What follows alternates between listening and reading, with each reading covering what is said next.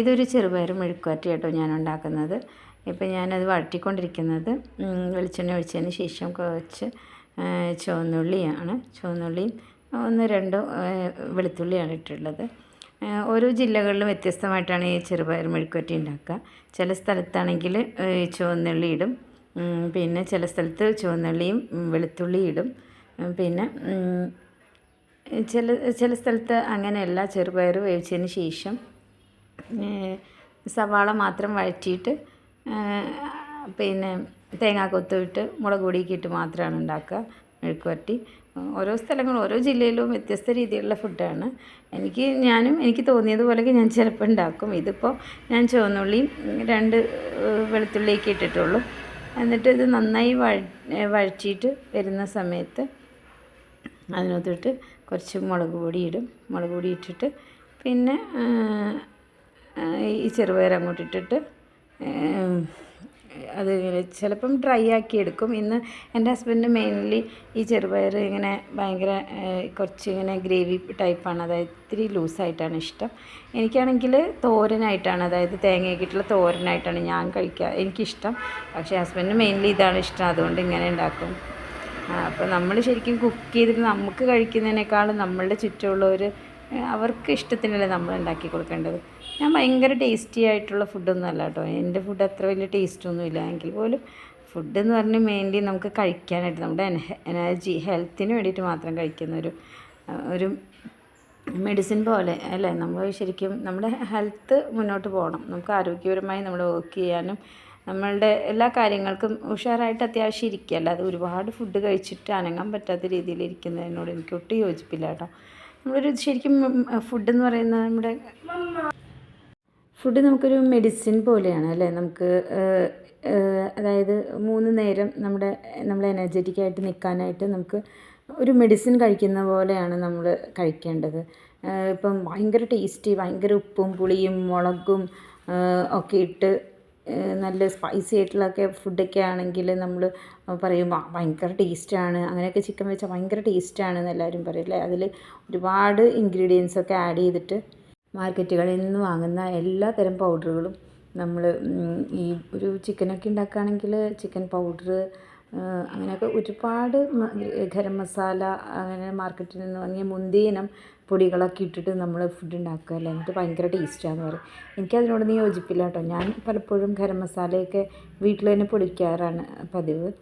പിന്നെ അപ്പോൾ ചെറുപയർ തോരൻ നമ്മൾ കാണുമ്പോൾ വിചാരിക്കും ഇതൊരു ചെറുപയർ തോരനാണല്ലോ. പക്ഷേ അത് ഭയങ്കര ഒത്തിരി നമുക്ക് ബോഡിക്ക് പ്രോട്ടീൻസും അങ്ങനെ കുറേ ബെനിഫിറ്റ്സൊക്കെ ഉള്ള ഒരു ഫുഡ്സാണ് ഈ ചെറുപയർ എന്ന് പറയുന്നത്. കുട്ടികളൊക്കെ നമ്മൾ അത്യാവശ്യം നിർബന്ധിച്ച് തന്നെ നമ്മളിതൊക്കെ കഴിപ്പിക്കണം. പിന്നെ ചെറുപയർ അതുപോലെ പ്രായമുള്ളവർക്കാണെങ്കിലും പെട്ടെന്ന് ദഹിക്കാനും ഒക്കെ ഇത് മുളപ്പിച്ചിട്ട് നമ്മൾ തോരൻ മെഴുക്കുവരട്ടിയൊക്കെ ഉണ്ടാക്കുന്ന ഭയങ്കര ടേസ്റ്റ് ആയിരിക്കും കേട്ടോ. അപ്പോൾ ഇന്ന് സൺഡേ ആയതുകൊണ്ട് നമ്മൾ വലിയ സ്പെഷ്യൽ ഫുഡൊന്നുമില്ല. ഒരു ചെറുപയർ തോരനും ഒരു മോരുകറി മീൻ വറുത്തത് മാത്രമേ ഉള്ളൂ കേട്ടോ ഇന്നത്തെ നമ്മളുടെ ഫുഡെന്ന് പറയുന്നത്. സാധാരണ ഈ വർക്കിംഗ് പാരൻസൊക്കെ എപ്പോഴും നമ്മൾ ഒരുപാട് സൺഡേസിലൊക്കെ നല്ല ഫുഡ്, അല്ലെങ്കിൽ ചിലർ മിക്കവാറും പുറത്തുനിന്ന് ഒക്കെ ഫുഡൊക്കെ ആയിരിക്കും എടുക്കുക. പക്ഷേ ഞങ്ങൾ വല്ലപ്പോഴും വളരെ റയറായിട്ടൊക്കെയാണ് പുറത്ത് പോയിട്ട് ഫുഡ് കഴിക്കുന്നത്. നമ്മൾ വീട്ടിലുണ്ടാക്കിയ ഫുഡ് തന്നെയാണ് ഇത് കഴിക്കുന്നത്.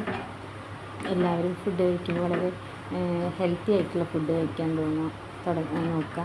അപ്പം നമ്മൾ ശരിക്കും പറഞ്ഞാൽ ഇപ്പോൾ ഈ ഡയബറ്റിക് പേഷ്യൻസ് എന്നൊക്കെ പറയാം, അവരൊക്കെ ഭയങ്കരമായിട്ട് ഫുഡ് കഴിക്കാൻ പേടിച്ച് ഒന്നും കഴിക്കാത്ത എന്നിട്ട് ഭയങ്കര തളർന്നിരിക്കുന്ന ഒരവസ്ഥയുണ്ട്. ശരിക്കും പറഞ്ഞാൽ അങ്ങനെയല്ല, അവർ ഫുഡ് കഴിക്കണം, അത് കൺട്രോൾ ചെയ്യാം. ഓരോ ഫുഡ് ഇപ്പം മീൻ വറുത്തതൊക്കെ 3-4 പീസൊക്കെ നമ്മൾ പാത്രത്തിൽ എടുത്ത് വെച്ചിട്ട് കുറച്ച് ചോറ് തിന്നിട്ട് കുറേ മീൻ വറുത്തതും കുറേ അങ്ങനെയൊക്കെ കഴിക്കരുത്.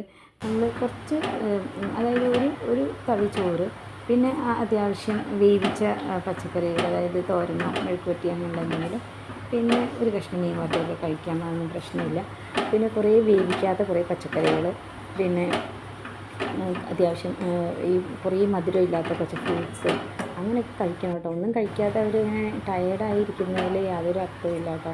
എന്നിട്ട് ഞാൻ ഫുഡ് കൺട്രോൾ ചെയ്യാമെന്ന് പറഞ്ഞ് തളർന്നിരിക്കേണ്ട ആവശ്യമില്ല. നമ്മൾ അത്യാവശ്യം ഹെൽത്തി ആയിട്ടിരിക്കുക. നമ്മൾ ആദ്യമേ തന്നെ കുഞ്ഞിൽ ചെറുപ്പത്തിൽ കുട്ടികൾക്ക് നമ്മുടെ വീട്ടിൽ ഫുഡ് ഉണ്ടാക്കുമ്പോൾ എല്ലാം ഒന്ന് എരിവും പുളിയും ഉപ്പും ഒക്കെ ഒന്ന് കൺട്രോൾ ചെയ്ത് ഉണ്ടാക്കി കുട്ടികൾക്ക് സെർവ് ചെയ്യുകയാണെങ്കിൽ നമുക്ക് പേടിക്കേണ്ട ആവശ്യമില്ല. ഒരുപാട് ഉപ്പും ഇതൊക്കെ ഇട്ട് ഭയങ്കര ഫുഡ്, പിന്നെ അതുപോലെ ഈ ഫാസ്റ്റ് ഫുഡ് കഴിവതും ഒഴിവാക്കുക. ഫാസ്റ്റ് ഫുഡ് ഭയങ്കര ഡേഞ്ചർ. അതിൽ അത്യാവശ്യം ഈ കെമിക്കൽസൊക്കെ ആഡ് ചെയ്ത് ഫുഡ് പ്രിസർവേറ്റീവ്സ് ഒക്കെ ഉണ്ടാവും, അതൊക്കെ ആഡ് ചെയ്തിട്ടായിരിക്കും അതൊക്കെ ഉണ്ടാക്കുന്നത്. അപ്പോൾ അതൊക്കെ നമ്മൾ പരമാവധി അവോയ്ഡ് ചെയ്യുക. വല്ലപ്പോഴും വളരെ റെയറായിട്ട് ഏതെങ്കിലും ഫങ്ഷൻസിന് അങ്ങനെ മാത്രം കഴിക്കാൻ നോക്കുക. ബാക്കിയുള്ള ഒരുപാട് ടേസ്റ്റ് മാത്രമല്ലേ കഴിക്കണുള്ളൂ. പിന്നെ ടേസ്റ്റില്ലെന്ന് ആരെങ്കിലും പറയുകയാണെങ്കിൽ അവർക്ക് കൊടുക്കണ്ട ഫുഡ്, നമ്മൾ മാത്രം കഴിച്ചാൽ മതി, ഫാമിലി മാത്രം കഴിച്ചാൽ മതി. അപ്പം ഞാനങ്ങനെയാട്ടോ ചിന്തിക്കുന്നത്.